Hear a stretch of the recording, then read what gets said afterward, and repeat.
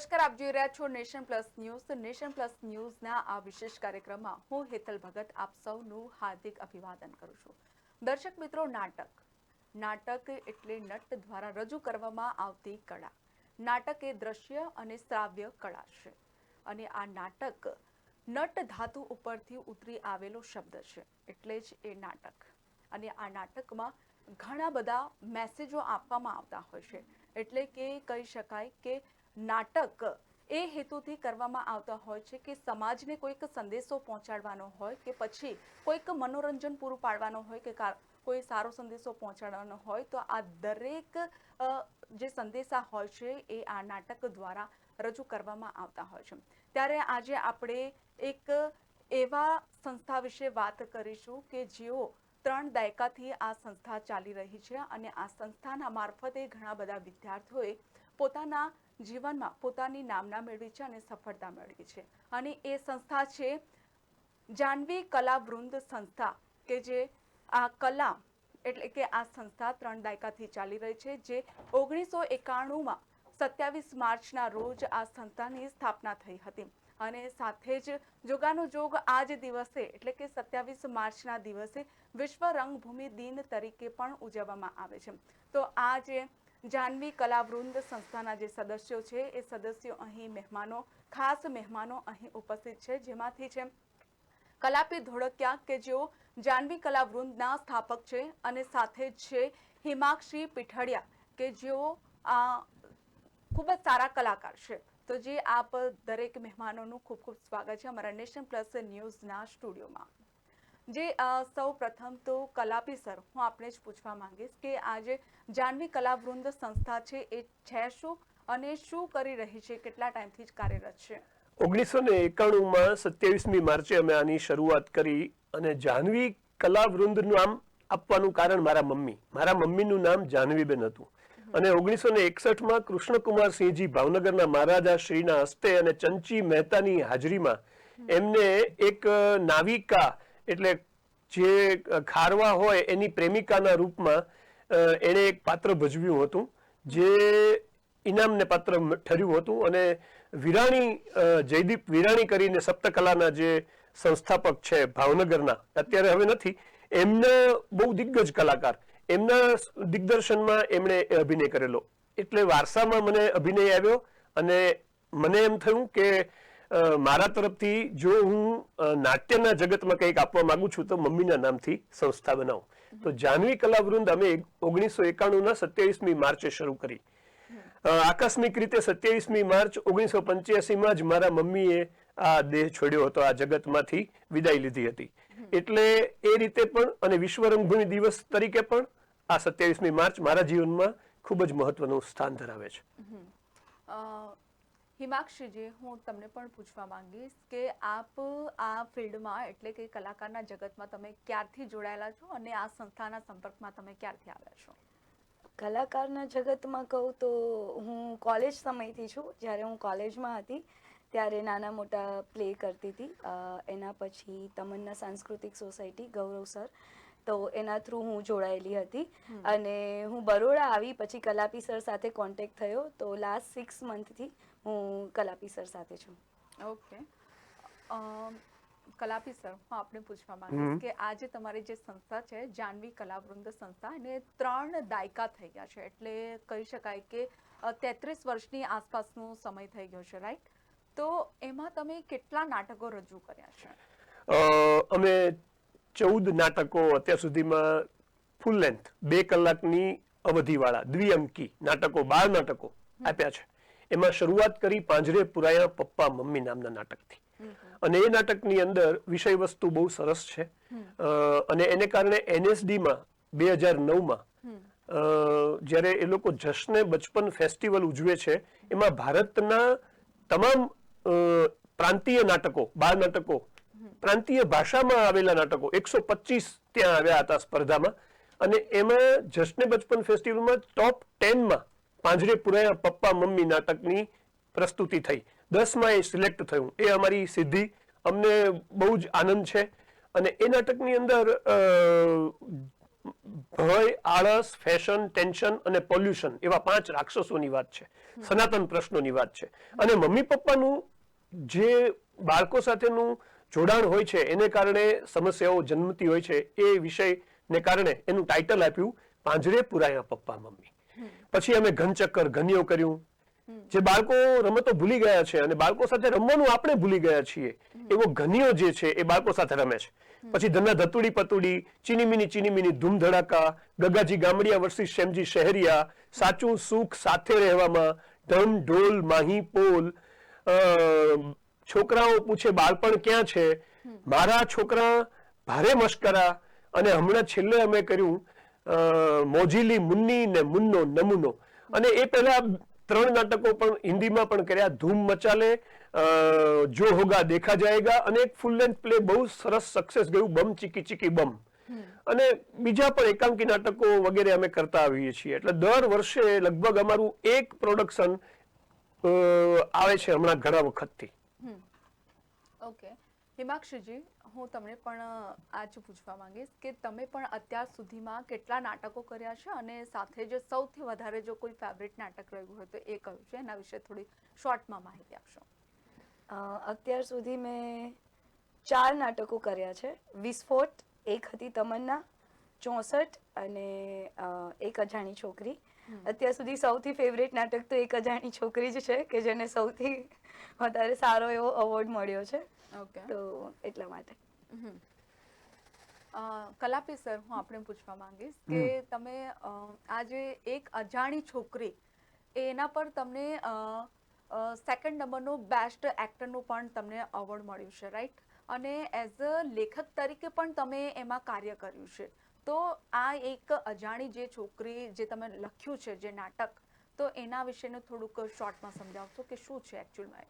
આમ જુઓ તો દરેક પુરુષ અને સર્જક લેખક જે હોય એના મનમાં કલ્પનાઓનો ઘૂઘવતો સાગર હોય. અને જ્યારે એણે નિર્દોષતાથી એક નાનકડી બાલિકાને ધ્યાનમાં રાખીને વાર્તા લખવાની શરૂઆત કરી તો એની પત્નીને એમાં શંકા જન્મે છે.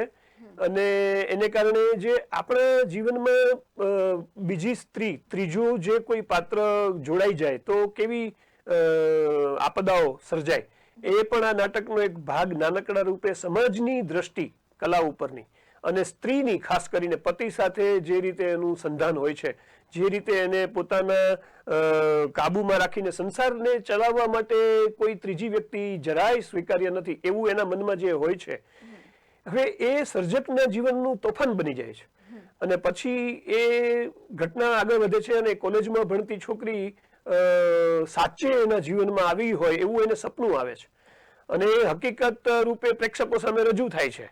સપનું છે તો પ્રેક્ષકોને છેલ્લે ખબર પડે છે. અને એ છોકરી કેટલી રમતિયાળ છે, પ્રેમાળ છે, ઠાવકી છે અને ઉત્સાહી છે. આ હિમાક્ષીએ સરસ રીતે પાત્રને નિભાવ્યું. અને મારે એક 50 વર્ષ 52 વર્ષના લેખકનું પાત્ર હતું અને એનું 22 વર્ષની એક કન્યાનું પાત્ર હતું. તો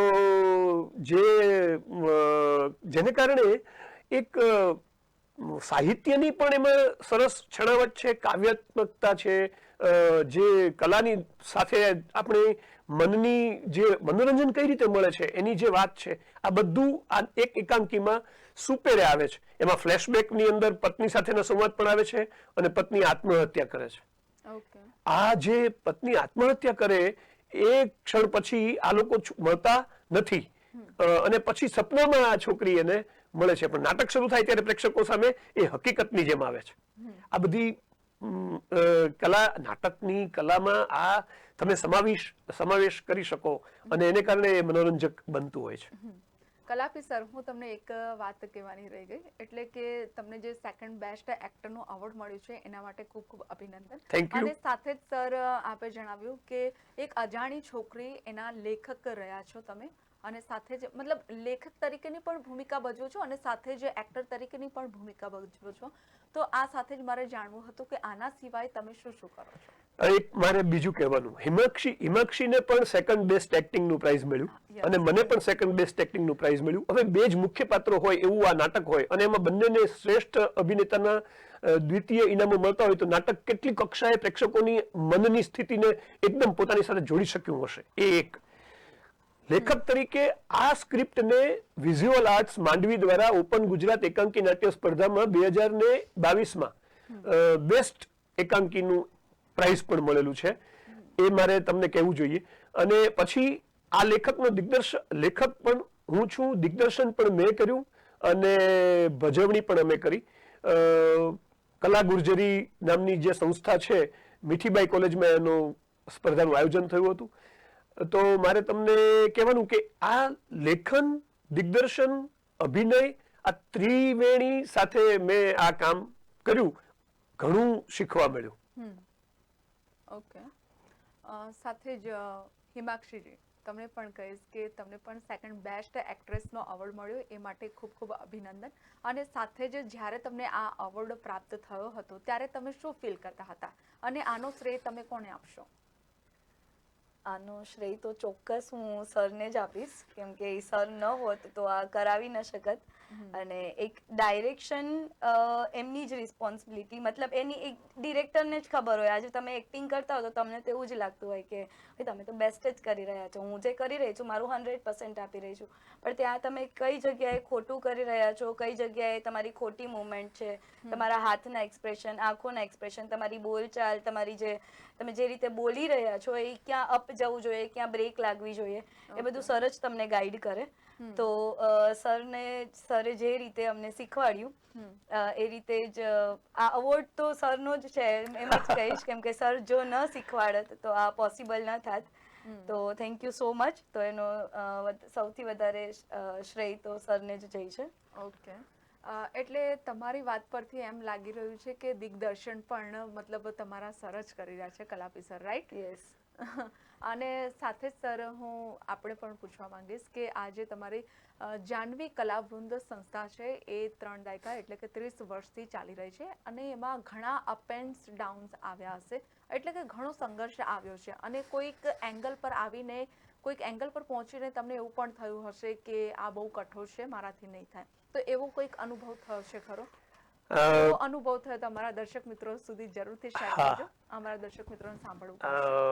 જુઓ, બાળકને કોરી પાટી કહેવાય, એમાં જે લખો ને સત્ય એને લાગે. અને મમ્મી પપ્પા જે કે, સમાજ જે કે, એને બાળક સ્વીકારે. સર્વગ્રાહ્ય હોય છે બાળક. હવે બાળકને તમે જો કાચું ખવડાવી દો અને પછી એને પેટમાં દુખે અને એનો વિકાસ ન થાય તો વાંક કોનો? એટલે જે ખવડાવવું જોઈએ, જે આપવું જોઈએ બાળકને અને જે વિવેકપૂર્વક એની સાથે વર્તન કરવું જોઈએ, એની જવાબદારી માતા પિતા, શિક્ષક અને સમાજની છે. આ મારું બહુ જ પાક્કા પાયે માનવું છે. અને અત્યારે તમારી સ્ક્રીન પર જે બધું દેખાય છે એ અમે શિબિર કરી હતી ભાવનગરમાં. ભાવનગરના બાળકો, 50 બાળકો, એ 1 ફેબ્રુઆરીથી 4 ફેબ્રુઆરી નાટ્ય શિબિરમાં આવ્યા હતા, બાળ નાટ્ય શિબિરમાં. અને 55 મોટાઓ પણ જોડાયા હતા. હું બાળકો સાથે પણ કામ કરું છું અને મોટાઓ સાથે પણ કામ કરું છું. અને હવે તો બંનેમાં મને મહારત તો ન કહીએ પણ બહુ અનુભવ મળ્યો છે. તો ઘણું બધું શીખવા મળે છે અને એને કારણે એ લોકો તરત જ મારી સાથે નાટકના વિષયમાં રસપૂર્વક જોડાય છે. અભિનય દ્વારા વ્યક્તિત્વ વિકાસ. બાળક કંઈ કહેવા માંગતું હોય પણ મૂંઝાય છે, એને ભાષાના પણ બહુ પ્રશ્નો છે. મને તમે સરસ સવાલ પૂછ્યો કે અત્યારે અંગ્રેજી માધ્યમનું ખૂબ જ વર્ચસ્વ છે, તો એવા સંજોગોમાં ગુજરાતી નાટકો કોણ જોવા આવે અને કોણ ભાગ ભજવે? તો હું તમને કહું કે ખરેખર તો માતૃભાષા છે ને એના જેવું ઉત્તમ ટોનિક એક પણ નથી. હૃદયની ભાષા કહેવાય માતૃભાષા. અને માણસ ભલે અંગ્રેજી ભાષામાં શીખે, એ માસી છે, માસીને પણ પ્રેમ કરો પણ માને ભૂલો નહીં. એટલે મારું એક ગગાજી ગામડિયા વર્ષી શ્યામજી શહેરિયામાં એક ગીત પણ છે કે મીઠી ને માથે ABCD મારશો નહીં, એપલ ને બોલ કેટ એને ફાવશે નહીં. આ બહુ ઘણું છે. મેં ઘણા બધા નાટકો લખ્યા, એમાંનું એક. એટલે મારે કહેવાનું એવું કે હું એ બાળકોને અંગ્રેજી લિપિમાં નાટકના સંવાદો લખીને આપવા પડે એવું બન્યું છે ક્યારેક. ધારો કે આપણે જઈએ છીએ તો AAPANE, આપણે JIAIYE જઈએ છીએ, CHHIYE. હવે આવું એને લખીને આપવું પડ્યું છે ક્યારેક. પણ બાળકો પછી એક વખત યાદ રહી જાય છે એ લોકોને તરત. મારી આખી સ્ક્રિપ્ટ 2 કલાકની, ઘણા એવું કે કેવી રીતે યાદ રહેતું હશે, પણ એમને યાદ રહી જાય છે, કંઠસ્થ થઈ જાય છે, કારણ કે સૌથી વધારે મહત્વનું પરિબળ છે પ્રેમ. અને બાળક સાથે તમારું કનેક્શન મૈત્રી ભાવનું હોય તો પરિણામ બહુ ઉત્તમ આવતા હોય છે. એના હું તો સાક્ષી છું. સરસ. હિમાંક્ષુજી, તમે પણ બાળપણથી જ આ નાટકની સાથે જોડાયેલા છો, રાઈટ? અને અત્યારે તમારું મેરેજ થઈ ગયું, તમે સાસરીમાં ગયા પછી પણ તમે આ ફિલ્ડને છોડી નથી, એટલું જ બોન્ડિંગ તમે ધરાવશો. અને જામનગરથી વડોદરા વચ્ચેની કેડીની વચ્ચે તમે નાટકની કેડી પણ ચડી રહ્યા છો, તો એના વિશે શું કહેશો? એના વિશે તો બસ એટલું જ કહીશ કે હજી બસ આગળ આગળ નાટકો મળતા રહે મને, અને આવી કેડીઓ હજી ચડતી રહું, એવી બસ તમે અમને આશીર્વાદ આપો. અને આ તો હજી શરૂઆત છે, અને રસ્તો બસ ભગવાન લઈ જશે ત્યાં સુધી. ઓકે. કલાપી સર, તમે 3 દાયકાથી આ સંસ્થા ચલાવી રહ્યા છો, તો એના રિલેટેડ મતલબ 30 વર્ષમાં કેટલા બાળકોને તમે તૈયાર કર્યા છે અને કેટલા સક્સેસફુલ છે આજે? બહુ સરસ સવાલ છે. અને મને ઘણીવાર વિચાર આવે કે ગુરુ પોતાના શિષ્યની ઓળખાણ બહુ આપે તો એ સારું નહીં, પણ કારણ કે ગુરુ શિષ્યથી ના ઓળખાવો જોઈએ, પણ શિષ્ય તરીકે જે લોકો ભૂતકાળમાં મારી સાથે જોડાઈ ચૂક્યા છે એમાં નવાઝુદ્દીન નંબરદાર શિષ્ય તરીકે તો નહીં, પણ હું ટીવાયમાં હતો અને એ એફવાયમાં હતા, અને અમે બાદલ સરકારનું એવમ ઇન્દ્રજીત નાટક કરેલું. ત્યારે એમાં એણે એક પાત્ર ભજવ્યું હતું જે આજે મુંબઈમાં બહુ મોટું નામ ધરાવે છે બોલિવૂડમાં. બીજા તરીકે જુઓ તો મિત્ર ગઢવી, એ અમારા ઘનચક્કર ઘન્યો નાટકમાં અને બીજા પણ 4-5 નાટકોમાં અભિનય કરી ચૂક્યા છે, અને પછી એ અત્યારે ગુજરાતી ફિલ્મ જગતમાં ખૂબ મોટું નામ ધરાવે છે. ઓમ ભટ્ટ સ્ટેન્ડઅપ કોમેડિયન તરીકે અત્યારે ખૂબ મોટું નામ ધરાવે છે. એવા રાહુલ ગોસ્વામી, અનંત વેલાણી, શકુંત જોશીપુરા, દ્રષ્ટિ આચાર્ય, અને નામ તો સચી એક હતી, સરનેમ ભૂલાઈ ગઈ. તો એવા 7,000 બાળકો, એના કરતા વધારે મારી પાસે 7 વર્ષથી 16 વર્ષની ઉંમરમાં અભિનય શીખી ચૂક્યા છે. અને તમને હું બીજી એક વાત કહું કે મારા બાળનાટક સંપુટને શ્રેષ્ઠ એવોર્ડ 3 નાટકો એમાં છે. એમાં ડોક્ટર ફ્રેના રતન માર્શલ, નર્મદ સાહિત્ય સભા છે સુરતની, એમના દ્વારા આ પુસ્તકને 2021-22 નું શ્રેષ્ઠ બાળકો વિષયક અને બાળકોને કેળવણી આપતા પ્રકાશિત પુસ્તકમાં આ પુસ્તકને એ લોકોએ શ્રેષ્ઠ ગણ્યું છે, અને એનો એવોર્ડ પણ મળ્યો છે, જે હવે અમને આ માર્ચમાં જ અમને એનાયત કરવામાં આવશે. ઓકે, એટલે ખૂબ સરસ કહેવાય કે તમને આટલા બધા અવોર્ડ્સ પ્રાપ્ત થાય છે, એઝ અ લેખક તરીકે પણ, એક્ટર તરીકે પણ. સાથે સર, હું આપણે મહત્વનો ક્વેશ્ચન પૂછવા માંગીશ કે આજકાલ દરેક જગ્યાએ જ્યાં જુઓ ત્યાં અંગ્રેજી ભાષાનું પ્રભુત્વ વધારે જોવા મળતું હોય છે. એટલે કે તમારે ત્યાં નાના બાળકો આવતા હોય છે, મોટાભાગના બાળકો એવા હશે કે અંગ્રેજી માધ્યમમાં જાય છે, એટલે કે ત્યાં ઇંગ્લિશ શીખે છે, હિન્દીનું પ્રભુત્વ પણ એટલું જ છે, અને સાથે જે ગુજરાતી લેંગ્વેજ. તો પછી એ લોકો તમારા ત્યાં મતલબ તમારી સંસ્થામાં જોડાવા માટે કે ગુજરાતી નાટકોમાં જોડાવા માટે એ લોકો પ્રભુત્વ ધરાવે છે ખરા સાથે જ? હા, એ રસ ધરાવે છે. હા, એનું કારણ છે બહુ મજા પડે છે. નાટક એક કલા છે એવી કે જે જીવતા શીખવાડે, તમને રમતા શીખવાડે, તમને એક મિનિટ આનંદપૂર્વક ઉજવણી કરતા શીખવાડે. અને બાળકની આ ઉંમરમાં એને નાટ્ય રમતો દ્વારા યાદશક્તિ, એકાગ્રતા, નિરીક્ષણ શક્તિ એ બધું શીખવાડતા જાઓ, અને એને એમાં રસ પડવા જ માંડે. આંખ બંધ કરીને કંઈક તમે કરાવો તો કેટલી રોમાંચ થાય ને. બાળકોને રોમાંચ ગમતો હોય છે, બાળકને વિસ્મય બહુ ગમતું હોય છે, બાળકને આશ્ચર્ય, અને બીજા પોતાની સાથે એટલા પ્રેમથી જોડાઈ રહ્યા છે. ધારો કે એક શિક્ષક તરીકે હું એની સાથે એવી રીતે જોડાઉં છું, તો એને કોઈ એવો સેતુ બનાવનારું જોવા નથી મળતું, એને કારણે એની તરસ छिपाય છે. એટલે એ મારી સાથે જે રીતે બોન્ડિંગ અનુભવે છે, અને પછીનું કામ તો કુદરત કરે છે, અને નાટ્ય કલા પોતે કરે છે, જે સંગીત, નૃત્ય અને એ બધા જ સંમિશ્રણ, બધી જ સમગ્ર કલાઓનું સમુદ્ર છે નાટક, કે જેમાં શિલ્પ આવે, રંગ આવે, રૂપ આવે, રસ આવે, સ્પર્શ આવે, ગંધ આવે, અને આ બધી જ લાકડા લુગડાની માયા કીધી છે ચંચી મહેતા સાહેબે એને. અને જ્યારે તમે નાટકના પરિપ્રેક્ષ્યમાં બાળક સાથે બાળક થઈને વર્તન રમવાનું શરૂ કરો છો, ત્યારે બાળકને જે મજા આવે છે, તો ઇંગ્લિશ, હિન્દી, ગુજરાતી બધું ભૂલીને બાળક એક રસ પડતું વિદ્યાર્થી થઈને કુતૂહલ લઈને આવે છે અને શીખીને જાય છે. અને પછી પપ્પા મમ્મી એના બધા એ પણ જોડાવા માંડ્યા, એ કે અમને પણ શીખવું છે. એટલે જ મારી 2010 કે 11 સુધીની જે શિબિર હતી, એમાં પછી પરિવર્તન એવું આવ્યું કે પપ્પા મમ્મી બાળક બનીને અમારી સાથે વર્કશોપમાં જોડાવા માંડ્યા, અને એ પણ બહુ આનંદ કરવા માંડ્યા. વ્યક્તિત્વ આપણે ક્યારે શું બોલવું, કેવી રીતે બોલવું, કેવી રીતે હસવું, કયા પ્રસંગે કેવી રીતે વાત કરવી, આપણને મોટા ભાગના ચાર્ટર્ડ એકાઉન્ટન્ટ હોવ કે ડોક્ટર હોવ કે વકીલ હોવ ખબર જ નથી. આપણને ખ્યાલ નથી આવતો કે મારે શું કરવું જોઈએ. એટલે મૂંઝવણ છે એ અભિનય દ્વારા જો 1-2-3 નાટકો કરેલા હોય તો વ્યક્તિત્વ એવું સરસ રીતે નિખરે કે તમને જ્યાં જે કરવા જેવું લાગે એ તમે મુક્ત રીતે કરી શકો, આત્મવિશ્વાસ પૂર્વક કરી શકો. એટલે થિયેટર તો બધાએ શીખવું જ જોઈએ.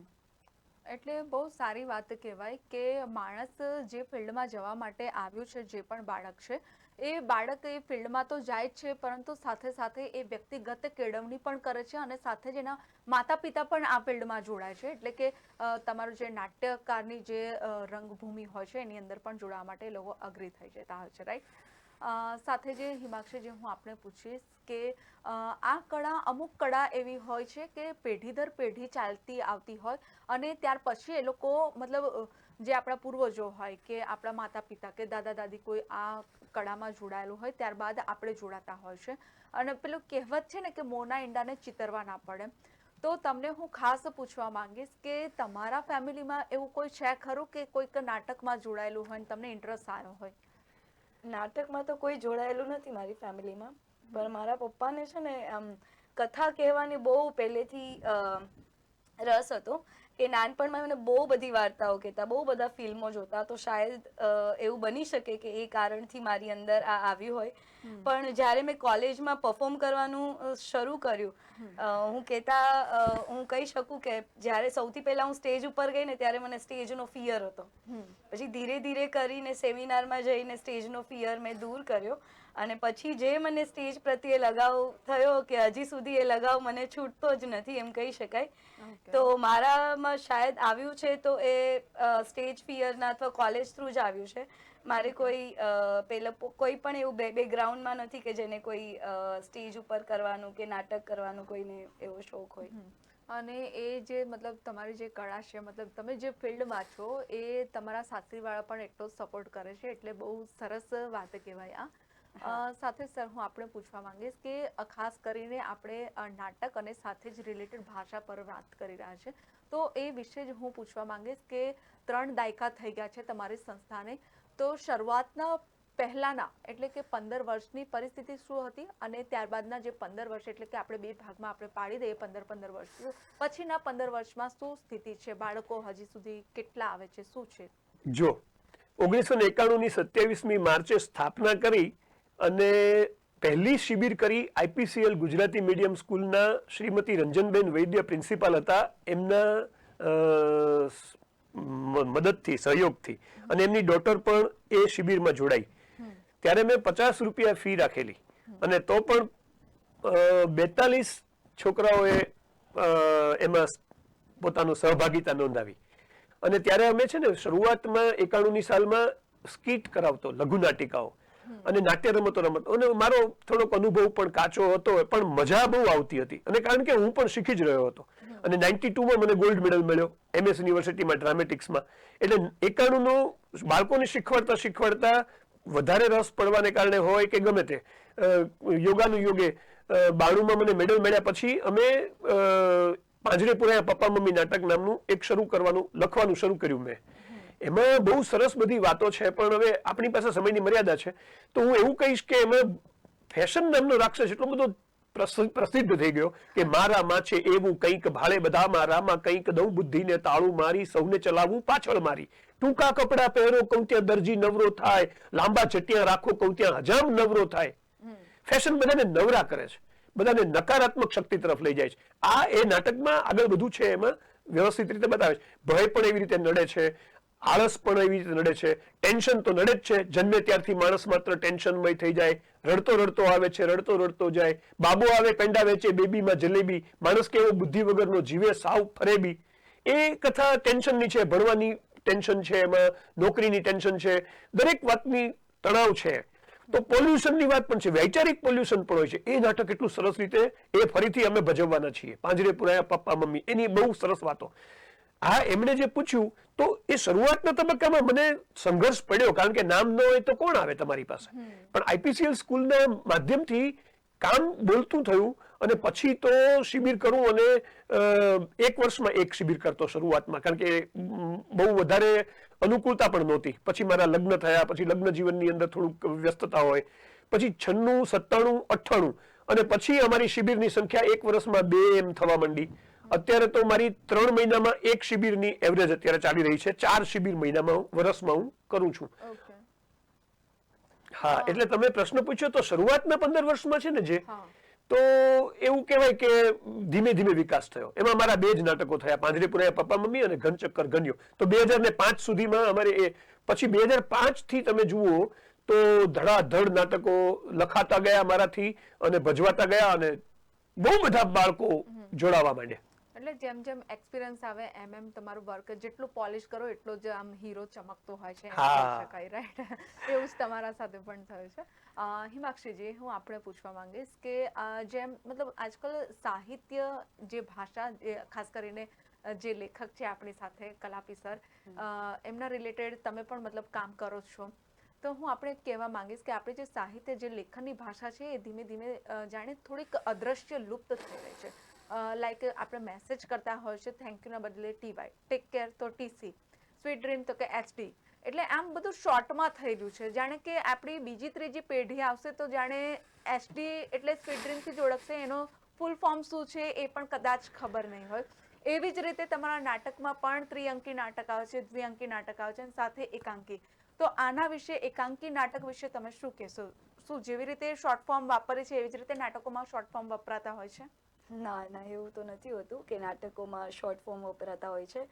એકાંકી નાટક તો બહુ પહેલાં, હું જ્યારથી જોઈન થઈ એ પહેલાંથી જ એકાંકી નાટકો તો ચાલતા આવે છે અને એ તો ચાલતા જ રહેવાના છે.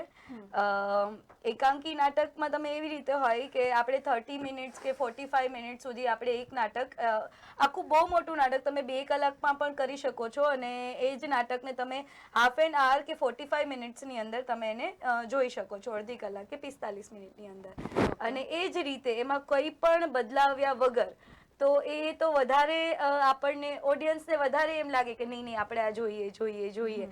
તો મને લાગે છે એકાંકી નાટક તો વધારે પ્રભુત્વ છે અને વધારે જોઈ શકાય છે અને એની પ્રતિયોગિતા પણ સૌથી વધારે, તમે એક જ દિવસની અંદર 6 થી 7 નાટક કંટાળ્યા વગર તમે જોઈ શકો છો.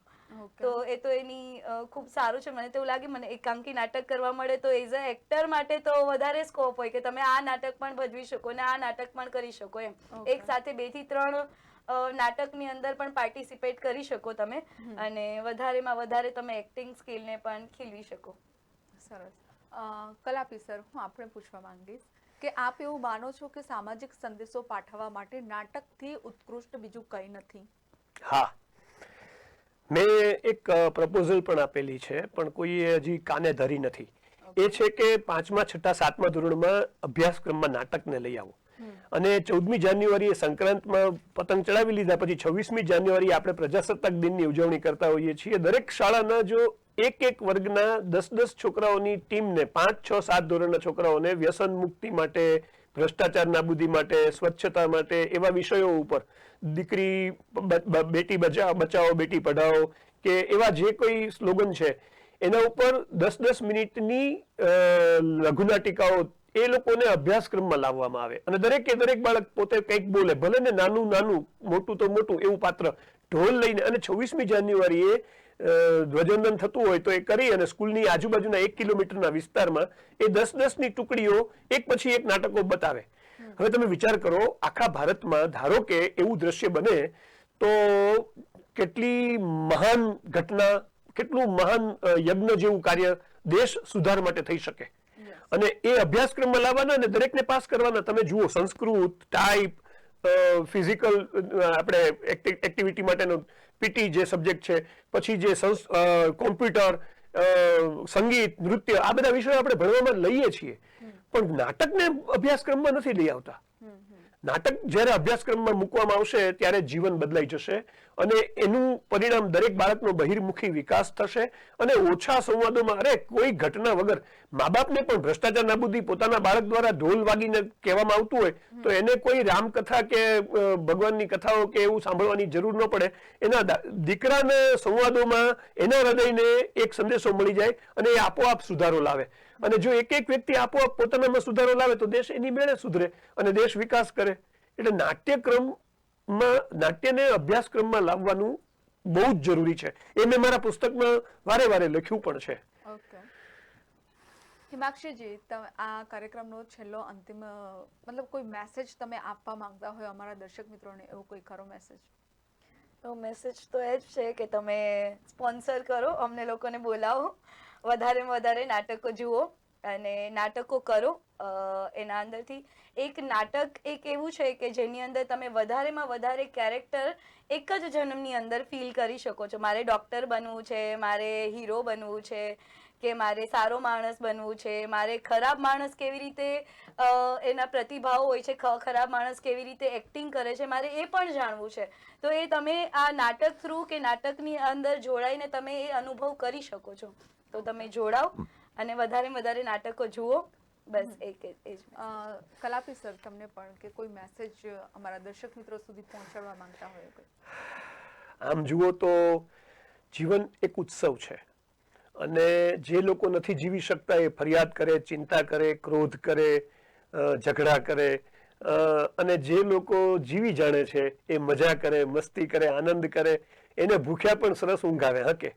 અને આ નાટક એ જીવવાની કલા શીખવાડનારું મહાન શાસ્ત્ર ભરત મુનિ દ્વારા આપવામાં આવેલું છે. હું એવું કહીશ કે દરેક વ્યક્તિએ એક વખત નાટ્યની તાલીમ લેવી જોઈએ અને એ લીધા પછી જીવનનો સ્વાદ ચાખવાની મજા જે છે, જે મોસમ મહેકે છે, આપણે એસી મૂક્યા વગર શરીરને અત્તરના પૂમડાની જેમ તમારા મહેકતા જીવનને તમે માણવા માંગતા હો તો નાટકની શિબિર તમારે એકવાર કરવી જોઈએ. ઓકે, એટલે ખૂબ સરસ તમે જે રીતે કીધું કે નાટક એક વખત જીવનમાં શીખવું જ જોઈએ. એટલે એ કાર્ય કરવાની જે શું કહેવાય પ્રેરણા છે કે ધગશ છે, એક વખત તમારે ચાખવી જ જોઈએ, જેથી કરીને તમે જીવનમાં શું ચાલી રહ્યું છે, સારા નરસા બધા જ પાસો અને કયા પરિસ્થિતિમાંથી કેવી રીતે ગુજરવું અને કેવી રીતે તે પરિસ્થિતિને હેન્ડલ કરવી, આ બધું જ જે હોય છે એ બધી જ કળા આ નાટક દ્વારા શીખવા મળતી હોય છે, રાઈટ? તો આ સાથે જે કલાપી સર અને હિમાક્ષીજી તમે અહીં આવ્યા એ બદલ આપનો ખૂબ ખૂબ આભાર અને તમે ખૂબ સુંદર માહિતી પહોંચાડી છે અમારા દર્શક મિત્રો સુધી, એ બદલ ખૂબ ખૂબ આભાર. Thank you. તમે અમને બોલાવ્યા એ બદલ આપનો ખૂબ ખૂબ આભાર. તો દર્શક મિત્રો, આવી જ રીતે નવા કાર્યક્રમ અને દેશ દુનિયાના સમાચાર જોવા માટે આપ જોડાયેલા રહો નેશન પ્લસ ન્યૂઝની સાથે. નમસ્કાર. સમાચારોના સતત અપડેટ માટે નેશન પ્લસ ન્યૂઝના યુટ્યુબ ચેનલને સબસ્ક્રાઇબ કરો, બેલ આઇકન દબાવો અને ફોલો કરો ઇન્સ્ટાગ્રામ, ફેસબુક અને ટ્વિટર પર.